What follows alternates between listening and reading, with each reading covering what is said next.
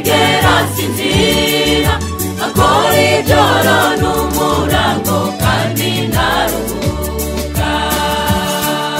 Tubyuka mu gitondo turwana na Satani, izuba rikarenga tukirwana na Satani. Uwo mwasi ndababwira ntiyigera asinzira, akora ijoro n'umurango kandi ntaruhuka. Mwami wanje Yesu nasabye inkomezi ko mbandanya urugendo, nasabye Mpwemu Yera amfashe mu ntambara, mbashe kwihangana gushika amahoro.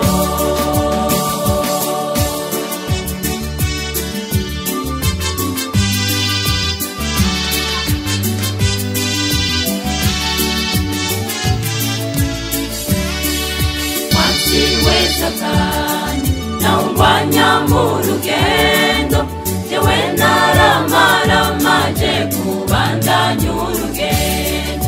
Ninamara kujabuka kwa ruzi Yorodani, turuhukira mu gihugu c'isezerano. Omwasi we Satani naungwanya mu rugendo, jewe naramaramaje kubandanya urugendo.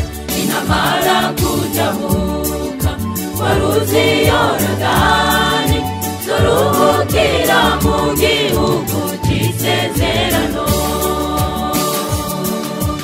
Mwami wanje Yesu nasabye inkomezi kubandanya urugendo, nasabye Mpwemu Yera amfashe mu ntambara, mbashe kwihangana gushika amahoro.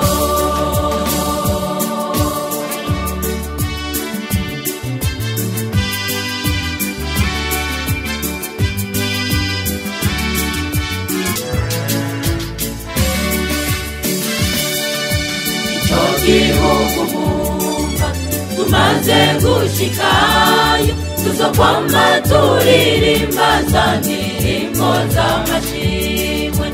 Yesu azotubwira nimwicare muruhuke, kuko mwagwanye na Satani kandi mukanesha. Ico gihugu mwumva tumaze gushikayo, tuzokwama turirimba za ndirimbo z'amashimwe. Yesu azotubwira nimwicare muruhuke, kuko mwagwanye na Satani kandi mukanesha. Mwami wanje Yesu nasabye inkomezi kubandanya urugendo, nasabye Mpwemu Yera amfashe mu ntambara, mbashe kwihangana gushika amahoro. Mwami wanje Yesu nasabye inkomezi kubandanya urugendo, nasabye Mpwemu Yera amfashe mu ntambara, mbashe kwihangana gushika amahoro.